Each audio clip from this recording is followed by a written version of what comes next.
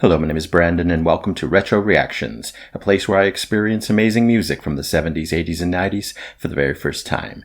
And today we're going to be traveling all the way back to 1979 to listen to Watermelon in Easter Hay by Frank Zappa.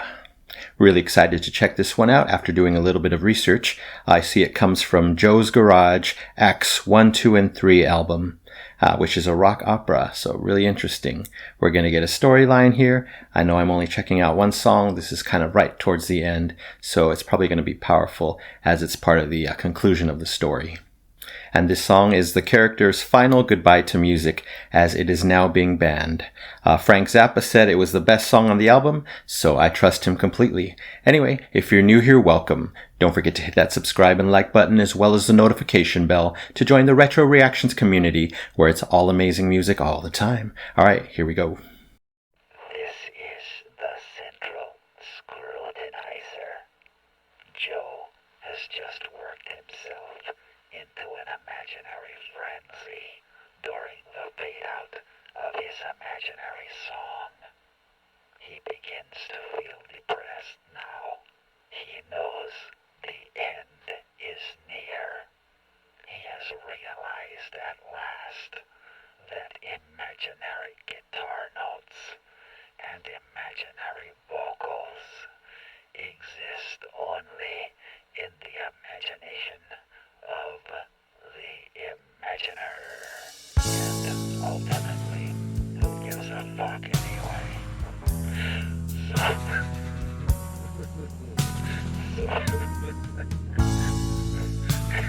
Excuse me. So, who gives a fuck anyway? So he goes back to his ugly little room and quietly trains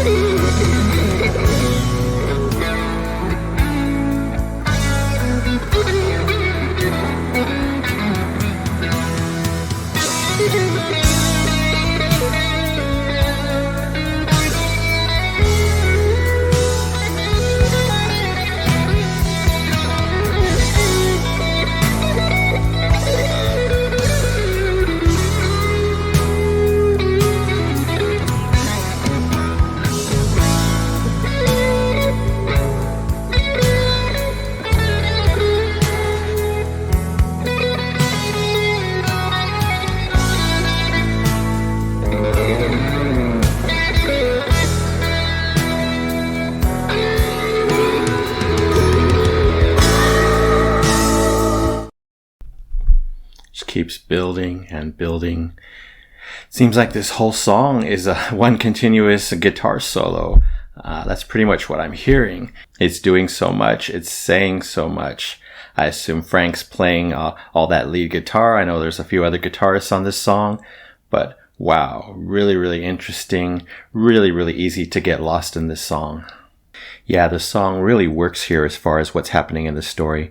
I mean, if you knew you were losing all music and this was the final song, the final send-off, this is how you'd play your guitar. This is what you'd feel. This is what you'd want to hear. Incredible. We start off the song with these menacing spoken vocals by Frank Zappa, probably playing a character here since this is, an opera, on the left and right together, saying the same words. Really cool effect there. It's like he was in stereo in our heads, taunting us. Really interesting. He did some laughing there for a while when he was talking. Really wonder if that was intentional, planned, or kind of improvised, happened on the spot, and he just went with it. Really hard to tell. It sounded improvised to my ears. Also, he was doing an accent. I think that was faked. I think he doesn't talk like that because I've watched interviews with him, and I think he just had a standard American accent. So definitely think he's playing a character here. Then right away, this amazing guitar came in by Frank. It was full, it was expansive, the tone was amazing, and there was a lot of reverb on it. If you know me, you know I love that effect on anything, keyboards, guitar, vocals. I'm a reverb guy, so it's amazing. It just added to this grand sound, this grand expression that the guitar is making. Throughout the whole song, I'm getting gentle, but solemn and slightly sorrowful feelings. Really interesting mix there. A couple of other great sounds that I'm hearing mixed in with his amazing guitar. Of course, the drumming's excellent, subtle, but excellent. But I'm noticing this really cool snare. I think it's a snare or maybe just some kind of percussion effect, echoed kind of like a in the background. That's really nice. And some cool shimmering bell percussion sounds. Almost sounded like tiny crystals, exploding. Really nice sound there. Really unusual. Added to this amazing feeling that I had just back, gentle, relaxing in a sorrowful way. Again, so easy to get lost in this one, not only because it's a long song, but because there's not too much going on. It's just that guitar telling a story, so you can again lay back, be sad, be whatever, and just enjoy it. We got some really cool, quick guitar slides too, kind of a long one, and then a doo. Really cool there. Many guitar tricks by Frank, I'm noticing. Obviously, he was a master on guitar. It seems like they were doing more tricks towards the end, right before I paused. And I assume that guitar was his number one instrument that he shined on, though I'm pretty sure he probably played many other instruments. I know he was a musical genius, a vocalist. Well, actually, I don't know if I've heard him sing. But anyway, I know he was just an all-around great musician, composer, songwriter, player. So it's on full display here, at least with the guitar and the composition. All right, let's go back a little and finish off this deep song.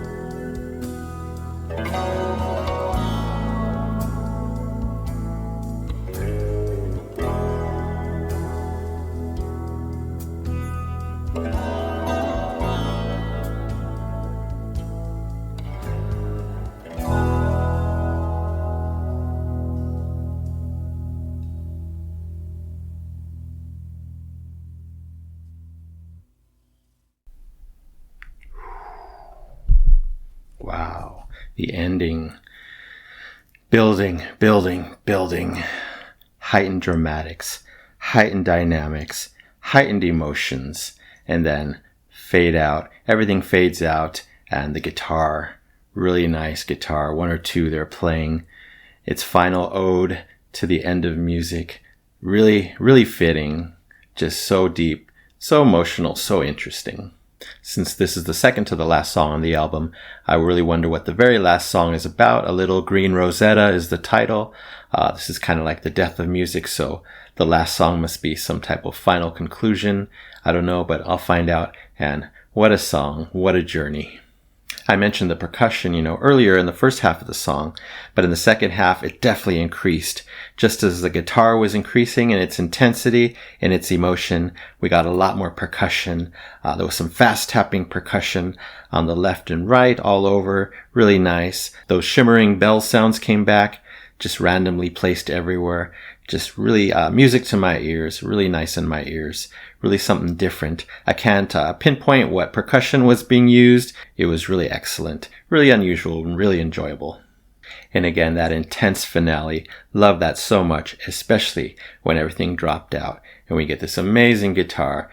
It was played in a way that just felt so resigned, like I'm laid back, given up, given in to the reality of the situation. It was beautiful though. So of course, not much lyrics here, only spoken vocals in the beginning of the song, which we talked about. Apparently the character is called the Central Scrutinizer. He seems like a cynical and sinister character, mocking Joe for only being able to imagine music from this point on. Just a really dark, really sad concept. We always say, what would life be without music? I can't even imagine. Yes, a really excellent song. So different than Inca Rose, which was the first Frank Zappa song I reacted to. Such a contrast there. Shows me his musical range and his musical ability. Anyway, really enjoyed this one. I'm going to rate it 5 super shiny golden records. Yes, a strong A/A+ for Watermelon in Easter Hay by Frank Zappa, 1979. Thank you so much, Frank Zappa, Warren Cucurullo, Denny Wally, Peter Wolf, Tommy Mars, Arthur Barrow, Ed Mann, and Vinny Colaiuta. Alright, that's it for now. Thank you so much for watching. I really appreciate it. Anyway, don't forget to subscribe, like, and comment down below if you wish to chat about this amazing song or anything Frank Zappa. I have a long list going, but would still love to know your favorites. So you take care, stay safe, stay hydrated, and remember to let peace, calm, and light into your day and night. And I'll see you next time in the past.